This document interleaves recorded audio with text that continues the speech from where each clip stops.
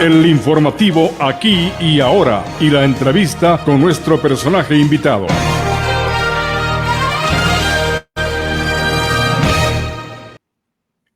Amigos y amigas, buenos días. Nuestro personaje invitado en este jueves 22 de febrero del 2024 es el economista Juan Carlos Salvador Morales. Él es presidente del Colegio de Economistas de la provincia de Pichincha, a quien le damos la cordial bienvenida. Juan Carlos, buenos días. Queremos conocer cómo ve actualmente la situación económica del país en un estado de conflicto interno armado como ha decidido el gobierno. Bienvenido. Buenos días, Jaime, un distinguido medio de comunicación. Pues saludos a su audiencia. Bueno, el país se encuentra actualmente en una situación crítica, tiene un consumo rezagado y la expectativa de crecimiento, según el Banco Central del Ecuador, para este año es de 0.8%. ¿Qué quiere decir? Que nosotros vamos a crecer menos en relación a la población y eso se traduce en un menor capacidad de consumo de los habitantes, que condiciona también la capacidad de la generación de empleo de la economía y sobre todo también la capacidad de que tiene de generar impuestos para financiar los gastos del gobierno. Entonces, se requieren algún conjunto de medidas para reactivar la economía y pues me permite mencionar que la situación fiscal también es crítica. Lastimosamente se han acumulado problemas del pasado también y de la inoperancia del anterior gobierno, pero pues el gobierno actual está tomando medidas en firme y pues esperemos que todo se cumpla a cabalidad. ¿Qué tan beneficioso para el país o cómo puede mejorar el tema de los ingresos con este aumento del IVA al 13% y posiblemente al 15%, de acuerdo a lo que ha dicho el ministro Vega, el ministro de Finanzas? Bueno, el señor ministro Vega ya mencionó ayer y fue ratificado por el secretario de Comunicación que la tasa de IVA sería el 15%. Automáticamente, ¿no es cierto?, según lo mencionado en la ley, se incrementará a 13% permanente y pues el señor presidente tendrá la facultad de incrementarlo 2 puntos porcentuales de acuerdo a un informe de pertinencia del Ministerio de Economía y Finanzas. Bueno, la estimación de recaudación desde abril hasta diciembre bordea los $900 millones. Esto permite financiar alrededor de un mes de nómina del sector público, pero obviamente no únicamente se va a percibir estos recursos, sino que va a estar acompañado de un conjunto de contribuciones, impuestos, tasas, etcétera, que se fijaron en el proyecto de ley en la Asamblea Nacional y que se espera que esto recaude alrededor de $2.000 millones. Es decir, al hueco fiscal que fue colocado en la proforma presupuestaria de 2024, se reduciría la necesidad de financiamiento, es decir, por este incremento de gasto permanente y no permanente, permitiría que por este año se necesite un poco menos de necesidad de financiamiento, es decir, un poco menos de deuda. Sin embargo, lo que yo he sostenido también en otros espacios y desde el Colegio de Economistas de Pichincha es que estas medidas no tienen que ser aisladas, sino que tienen que ir acompañadas de una estrategia de implementación de un gasto eficiente. Otros sectores, Juan Carlos, hablan de recaudar mejor. Se dice que hay evasión tributaria o que se cobre a grandes empresarios. Otros también manifiestan que la banca debería contribuir porque tuvieron grandes utilidades el año pasado, a pesar de estar en crisis. ¿Cómo ve usted esta alternativa para no solo cargar a la clase media? Bueno, en efecto hay un conjunto de medidas y alternativas que se pueden implementar. Ahora esto se ve mermado por la voluntad política de implementarlos. Yo he sostenido en diversos medios y también el Colegio de Economistas de Pichincha hemos estado analizando de manera estricta estos mecanismos también para un poco distribuir también estas pérdidas de inoperancia de anteriores gobiernos, porque por ejemplo lo que usted mencionó, la evasión y la ilusión. De hecho, según el BID, en 2019 el Ecuador fue el segundo país de la región con mayor evasión en IVA. Y ahí hay un tema interesante porque ese estudio nos determina que a medida que se incrementa la tasa de IVA, existe una mayor probabilidad de que la evasión también se incremente. Entonces, el gobierno tiene que enfocarse en el SRI para que cumpla con las metas de recaudación y no se incremente esta evasión, que lastimosamente estamos entre el segundo país con mayor evasión en IVA. Ahora, viene otro tema también de la elusión y evasión también en el impuesto a la renta.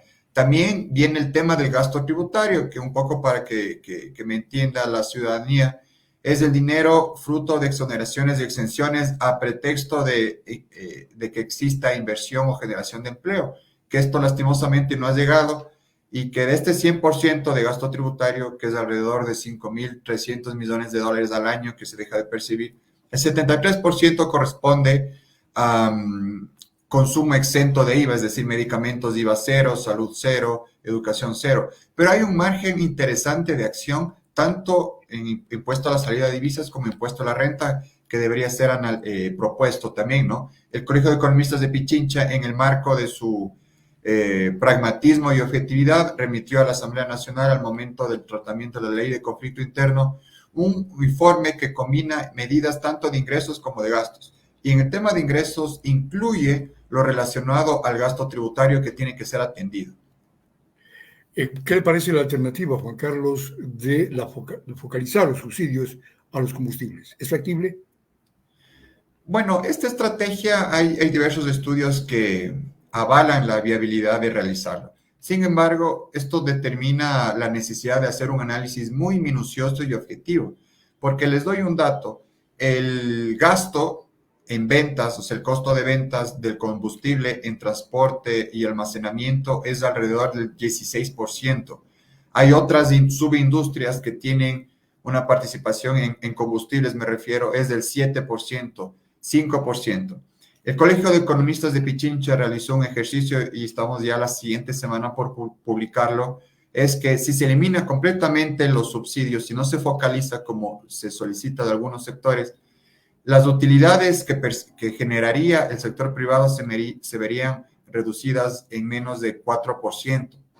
Entonces, estas medidas no tienen que ser aisladas, tienen que ser focalizadas, compensadas y socializadas para reducir el impacto sobre la población. Y de hecho eso lo recomienda también el Fondo Monetario Internacional en su matriz de riesgos, que determina la importancia de la socialización para evitar escenarios pasados también que se presentaron.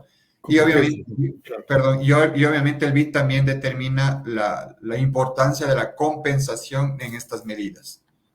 ¿Qué tan importante es el tema de reducir el tamaño del Estado? Porque hablan de un Estado obeso, es decir, que hay mucha burocracia, se va muchos recursos en gastos corrientes en el tema de la burocracia, de quienes trabajan para el sector público. ¿Esto sí ayuda algo a mejorar las finanzas? Bueno, lastimosamente el discurso de la austeridad, de reducción del gasto público, no es plausible, no se ha evidenciado. Y les pongo un ejemplo. Gobiernos anteriores liquidaron la empresa pública que se llama Medios de Comunicación. Inmediatamente después de un año se creó la empresa pública Comunica, que cumple las mismas funciones. Correos del Ecuador fue liquidada y un año después se creó Servicios Postables. ¿Cuál es el ahorro? Nada. Hubo también una estrategia de optimización de nómina que se despidió a varios funcionarios y lastimosamente, como no fue una estrategia socializada, no fue una estrategia en consenso, determinó que estos exfuncionarios demanden al Estado y sean restituidos del puesto con el valor de su remuneración que dejó de percibir. Entonces, no se trata únicamente de reducir y vender humo, sino se trata ya de sentarse y evitar que la fusión de ministerios o de secretarías o de empresas públicas no determine un costo adicional después. Porque, por ejemplo, hay gastos que se pueden revisar, obviamente. Les pongo un ejemplo. Yo no estoy de acuerdo que, por ejemplo, la ciudadanía pague impuestos para financiar gastos relacionados a materiales de peluquería. El Estado no tiene que pagar estos ítems. Entonces, se tiene que realizar un estudio muy a profundidad del gasto porque sí hay bastante tela que cortar. Les pongo un ejemplo. Hay un decreto de austeridad vigente que se trata del 247, que fue renovado también por el señor presidente Guillermo Lasso. El señor presidente Lenín Moreno lo publicó, es el 135. Este decreto trata de, por lo menos, contener ciertos gastos que históricamente han sido excesivos. Por ejemplo, en viáticos, en viajes al exterior, interior, horas extra y otra serie de materiales de oficina, etcétera. Ojo, yo no estoy diciendo que no se pague horas extra. Lo único que busca este decreto es que se mantenga este gasto. Pero les doy un dato. Entre 2023 y 2022, este gasto creció en $100 millones.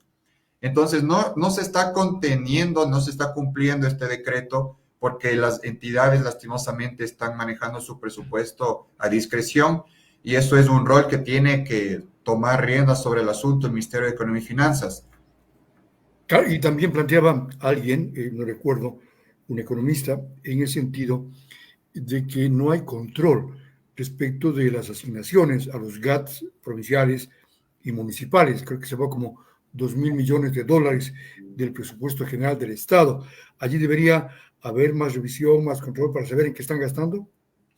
Bueno, hay que mencionar que los gobiernos autónomos descentralizados son las entidades autónomas descentralizadas que sostienen la inversión pública a nivel nacional.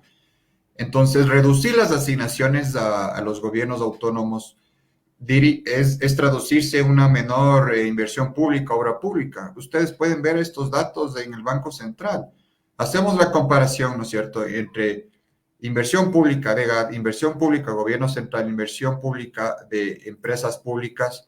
Los gobiernos autónomos centralizados invierten más, la relación es superior a 3-1, es decir, invierte multiplicado por 3 la inversión del gobierno central. Entonces, revisar estas asignaciones sí tiene que pasar por un criterio de objetividad y de pragmatismo, ¿no? Porque si se enfoca en reducir la inversión pública destinada a los GAT, pues la atención territorial se vería condicionada. Y obviamente los GAT no van a poder ejecutar su presupuesto porque las asignaciones no le están llegando, pero están llegando, ustedes saben, con atrasos de varios meses. Entonces, ahí hay un elemento muy interesante que se puede analizar. Alberto Acosta Borneo propone que se invierta más en el país, hacer más atractivas las inversiones, pero no sé si se contradice esto con el tema del aumento del ICD, impuesto a la salida de capitales, de divisas. Bueno, lastimosamente, hoy en día se posicionan intereses de varios sectores. Ya. Yo, por ejemplo, puedo posicionar que el impuesto a la renta suba al 60%, me invento, y si no se cae la dolarización.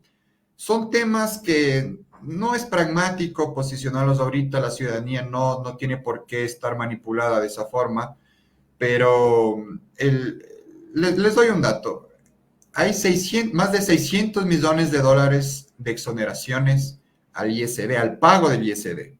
Esto tiene relacionado a ciertas transacciones con el exterior. Entonces, no sé si el economista Alberto Acosta Borneo está de acuerdo en que se exonere esto o que se incremente las exoneraciones, me invento. Entonces, el tema de la atracción de inversiones, yo siempre esto he mencionado en varios medios que he estado. ¿Por qué pensar únicamente en inversión extranjera? ¿Por qué nunca se piensa en inversión nacional? La inversión nacional se ha visto mermada lastimosamente desde 2021, a raíz del impacto de la pandemia, obviamente, pero no nos hemos recuperado. Y la inversión extranjera directa, por más que se haga maravillas en la política económica, no ha venido. Entonces, eso nos da un aprendizaje y de hecho hay tanta evidencia histórica, teórica, empírica, que determina que la inversión extranjera directa no viene a un país únicamente por exoneraciones e incentivos, sino viene, por ejemplo, con un consumo de los hogares fuerte, estabilidad macroeconómica, estabilidad política, certeza de las decisiones en materia de economía, y obviamente ahí viene también otros factores, ¿no? Pero no es únicamente las exoneraciones, eso es falso. Y lo mismo pasa, por ejemplo, con el tema del ISD. Dicen que el ISD merma las inversiones, ok, hay un estudio que menciona esto. Entonces, ¿qué alternativa se da?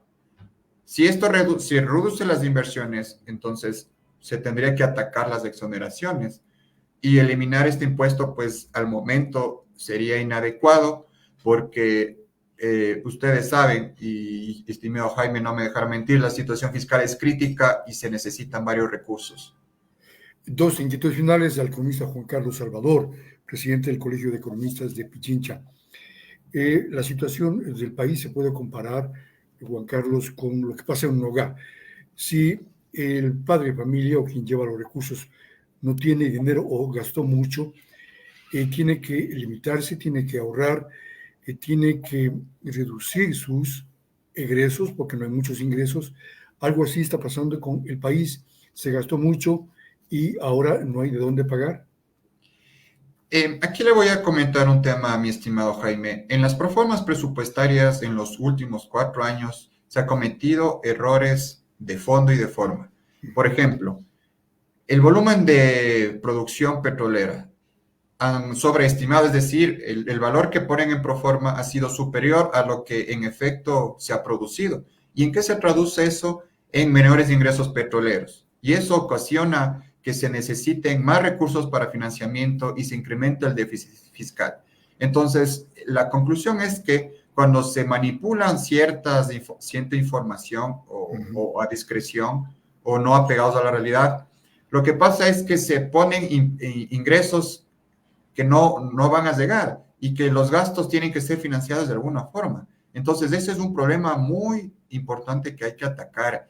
Y pues la situación fiscal ahorita demanda este tema, estimado Jaime, que todo esto sea analizado y que sea evidentemente justificado. Ya se viene el tema de la proforma presupuestaria y lastimosamente yo sí hago aquí un llamado que siempre se ha publicado a nivel de ítem presupuestario, pero esta vez no se ha publicado a nivel de ítem presupuestario, y lo cual me llama la atención porque limita la capacidad de análisis de las instituciones, de los gremios, de las organizaciones, y pues eso sí hago un llamado. De hecho, hemos estado conversando con algunos amigos para validar si es que se envía una solicitud de información al Ministerio de Economía y Finanzas para tener estos elementos. Pues también me permito mencionar, estimado Jaime, que la estrategia fiscal se basa en una combinación, tanto de ingresos como de gastos y de endeudamiento. El tema de gasto tiene que ir acompañado, obviamente, de una estrategia muy minuciosa de revisión de gastos, porque no se puede, por ejemplo, hay un documento que circulaba que ponían que se elimina la Secretaría Nacional de Planificación. El ente rector de la planificación que se elimine. Entonces, eso es una irresponsabilidad porque a la final eso va a determinar que se incremente el gasto en otra entidad. Eso es lo que históricamente ha pasado cuando se eliminan estas entidades o se vela por una fusión. Lo que yo menciono aquí es que hay un espacio muy importante de análisis, hay la información, lo que falta es obviamente ya la viabilidad, tanto política como la priorización. Pero en el tema de ingresos también hay unas medidas muy interesantes, como usted mencionaba, estimado Jaime. ¿Qué pasa con la evasión? Eso tiene que ser atacado. Y les cuento un dato. Las deudas en firme de la remisión tributaria, ok, se necesitaba liquidez para este momento. Pero nos va a pasar que después de 1 año, 2 años, se va a llenar de nuevo esa deuda en firme con las empresas y se va a esperar que se haga otra remisión. Cuando el 80% de un universo que calculamos del Colegio de Economistas de Pichincha, el 80% de alrededor de 1.700 millones de dólares de estos deudas en firme corresponde a impuesto a la renta. Entonces, ahí hay un labor que el Servicio de Rentas Internas tiene que solucionar, porque esto crece y hay deudas incluso más antiguas del 2000. Entonces, aquí hay un elemento muy importante para tomar decisiones de política económica. Finalmente, Juan Carlos, podemos compararnos con lo que dijo el presidente Milei de Argentina, Javier Milei. No hay plata, también en el país no hay dinero, no hay plata. El país sí tiene recursos, obviamente no como los que esperaríamos, pero el país sí tiene recursos. De hecho, por eso se financian los gastos permanentes y no permanentes en cierta forma. Pero como lo menciono, el país es rico en recursos, hay sectores que tienen que ser priorizados, por ejemplo, la minería es un sector muy estratégico para la economía nacional y pues que tiene que seguir en un rumbo de crecimiento, ¿no es cierto? Y también, obviamente, otros sectores, ¿no? Pero en especial el énfasis hago a la minería, porque tenemos vastas reservas de oro que pueden ser explotadas de manera técnica y ambientalmente responsable. El Ecuador sí tiene recursos, pero lastimosamente la frase que caracteriza a la política económica de manera histórica ha sido pan para hoy, hambre para mañana. Y falta planificación. Muy bien, agradecemos a Juan Carlos Salvador Morales, presidente del Colegio de Economistas de Pichincha. La vinculación que tenemos con él es que su maestro o su profesor de una maestría fue Juan Nicolás Acosta Ibarreño. Gracias, Juan Carlos. Gracias, Jaime. Un saludo a la audiencia. Muy bien. El presidente del Colegio de Economistas conversando con expectativa. Amigos y amigas, volvemos enseguida.